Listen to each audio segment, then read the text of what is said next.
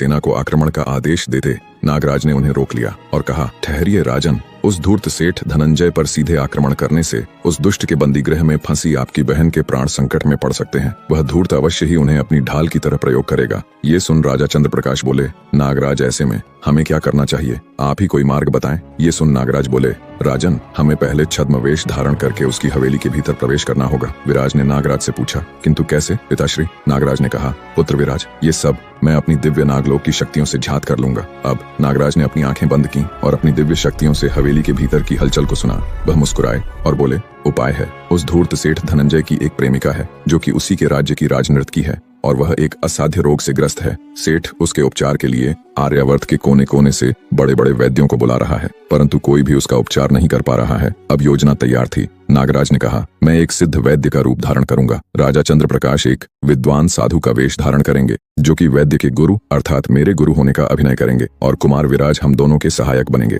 तीनों ने योजना अनुसार अपना भेष बदला और चल दिए सेठ धनंजय की उस स्वर्ण से बनी विशाल भव्य हवेली के मुख्य द्वार पर पहुंचे। स्वर्ण से बनी वो भव्य हवेली किसी दुर्ग से कम नहीं थी, अपितु कई दुर्गों जितनी विशाल थी। एक पल को कोई उस स्वर्ण हवेली का शीर्ष देखना चाहे तो उसके सर पगड़ी भी घिर जाए। उस हवेली की सुरक्षा में अनेकों सैनिक थे।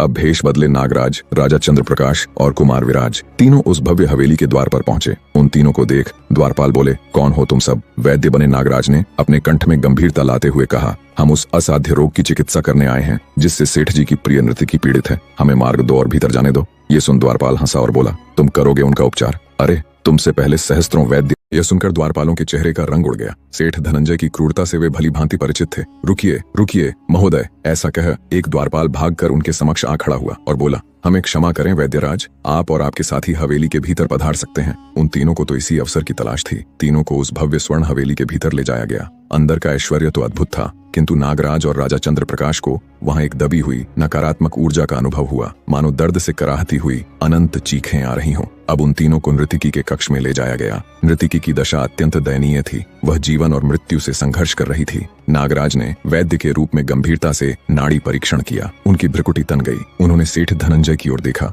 जो अधीरता से उन्हें घूर रहा था और कहा, सेठ जी, यह कोई सामान्य रोग नहीं है। यह एक दुर्लभ विष है जिसे एक दुर्लभ वनस्पति से प्राप्त किया जाता है, फिर तंत्र प्रयोग से इसे असाध्य बनाया जाता है। इसका उपचार करना बहुत ही कठिन है और इसमें समय भी लगेगा। धनंजय, जो अपनी प्रेमिका के लिए कुछ भी करने को तैयार था, तुरंत बोला, आपको जितना समय चाहिए ले लीजिए, बस मेरी चारू के प्राण बचा लीजिए, नहीं तो हम जी नहीं पाएंगे। नागराज ने अपना सिर हिलाया और कहा, इसके लिए 3 रातों तक गहन अनुष्ठान करना होगा। उन्होंने राजा चंद्रप्रकाश की ओर इशारा करते हुए कहा, मेरे गुरु को इस तांत्रिक विषय प्रभाव को क्षीण करने के लिए हवेली के कोने कोने को पवित्र करना होगा और मेरे सहायक को कुछ अत्यंत दुर्लभ जड़ी बूटियां लानी होंगी जो संभवतः आपके ही उद्यान के किसी गुप्त हिस्से में मिल सकती हों। नागराज की यह एक सटीक योजना थी। इस योजना ने तीनों को हवेली में 3 दिनों तक रहने और घूमने की खुली छूट दे दी थी। अगले 2 दिनों तक योजना के अनुसार नागराज नृत्यकी के कक्ष में उपचार करते रहे। उन्होंने चतुराई से उसे विषरोधक की हल्की मात्रा देनी शुरू कर दी, जिससे वह वास्तव में थोड़ी स्वस्थ दिखने लगी। और भला स्वस्थ दिखे भी क्यों ना, नागराज के रहते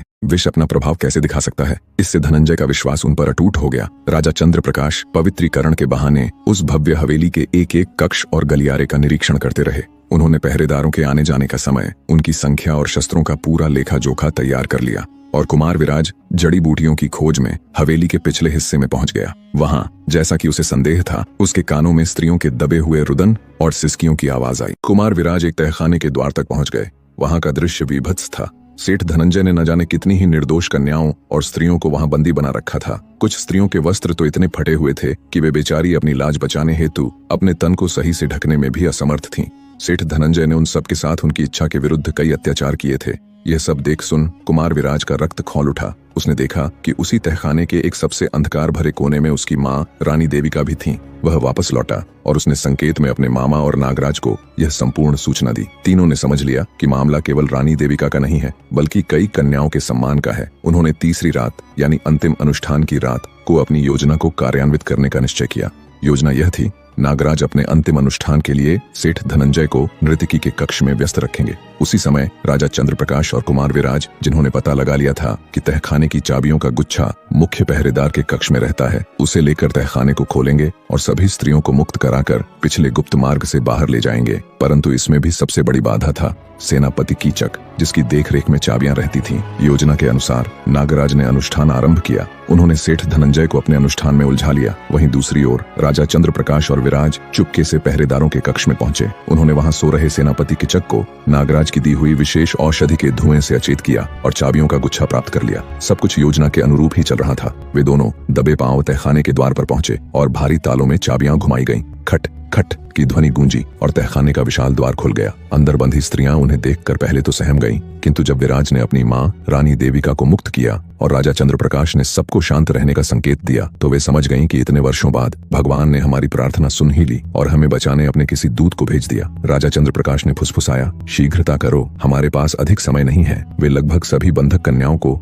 मुक्त कर चुके थे और उन्हें उस गुप्त मार्ग की ओर ले जा रहे थे जिसे कुमार विराज ने खोज निकाला था। वे सफलता के अत्यंत निकट थे। जैसे ही वे अंतिम सीढ़ी चढ़कर बाहर निकलने वाले थे, तभी गलियारे के अंधकार से तालियों की एक धीमी व्यंग्यात्मक ध्वनि उभरी और सेठ धनंजय स्वयं उस अंधकार से बाहर निकला। उसके पीछे मशालों की रोशनी में उसके दर्जनों क्रूर सैनिक शस्त्र ताने खड़े थे। नागराज भी उन्हीं सैनिकों के घेरे में बंदी बने खड़े थे। धनंजय अट्टहास करते हुए बोला, वाह क्या अद्भुत योजना थी। वैद्य, साधु और सहायक, तुम तीनों ने मुझे मूर्ख समझ रखा है। राजा चंद्रप्रकाश और विराज ये देख स्तब्ध रह गए और बोले, यह कैसे हुआ? धनंजय हंसा और बोला, जिस क्षण से तुम तीनों इस हवेली में आए थे, मेरी दृष्टि तुम पर तीनों पर ही थी। क्या तुमने सच में सोचा कि मैं अपनी प्रेमिका का उपचार किन्हीं अजनबियों पर छोड़ दूंगा? मेरा असली वैद्य तो पहले ही उसका उपचार कर रहा था। तुम्हारा यह स्वस्थ होने का नाटक मैंने ही चलने दिया, ये देखने के लिए कि तुम वास्तव में चाहते क्या हो। और फिर मेरा संदेह विश्वास में तब बदला जब इस गुरु बने ढोंगी ने संपूर्ण हवेली का निरीक्षण किया। जैसे ही तुम दोनों तहखाने की ओर बढ़े, उसने नागराज की ओर घृणा से देखा और कहा, मेरे सैनिकों ने इस मायावी वैद्य को पकड़ लिया और तुम दोनों चूहों की तरह सीधे मेरे जाल में आ फंसे। सेठ धनंजय ने अपने सैनिकों को आदेश दिया, तो तुम वैद्य नहीं शत्रु हो। तुम तीनों का इतना दुस्साहस। सैनिकों, इन तीनों को बंदी बना लो और उसी तहखाने में फेंक दो जहां हमने ऐसे ही सैकड़ों चूहे बंदी बना रखे हैं। सैनिकों ने तीनों को बंदी बना लिया। आशा की वह किरण जो सफलता के इतने निकट थी, अब घोर निराशा में बदल चुकी थी। तहखाने के अंधकार में सेठ धनंजय ने उनका उपहास उड़ाया और कहा, कल प्रातः तुम तीनों का सिर धड़ से अलग कर दिया जाएगा। उसके जाने के बाद राजा चंद्रप्रकाश ने चिंता से कहा, नागराज अब क्या होगा? हम आए तो थे बहन देविका को बचाने और हम तो स्वयं ही यहाँ फंस गए। नागराज, जो अब तक शांत थे, ये सुनकर मुस्कुराए और बोले, राजन, आपको शायद ध्यात नहीं, परंतु बताना चाहता हूँ, मैं उन्हीं शेष नाग का वंशज हूँ जिनमें नारायण का भार उठाने का सामर्थ्य है। तो मानवों की बनाई ये लौह श्रृंखलाएं मुझे बांध दें, ऐसा कैसे संभव है? अगले ही पल नागराज वैद्य के छद्म रूप से अपने वास्तविक तेजस्वी रूप में आए और एक दिव्य फूतकार से उन जंजीरों को पिघला दिया। उन्होंने तुरंत राजा चंद्रप्रकाश और विराज को भी मुक्त किया। कुमार विराज ने कहा, किंतु हम अभी भी इसी हवेली में फंसे हैं। ये सुन नागराज बोले, अब नहीं कुमार, अब हमें कोई भी बंदी नहीं बना सकता। नागराज ने अपनी आंखें बंद की और एक क्षण में ही वे तीनों नाग शक्ति के माध्यम से हवेली से बाहर और सीधे अपनी प्रतीक्षा कर रही सेना के समक्ष प्रकट हो गए। राजा चंद्रप्रकाश का धैर्य अब समाप्त। इससे आगे का पार्ट देखने के लिए चैनल को सब्सक्राइब करें और कमेंट में नेक्स्ट पार्ट लिखें।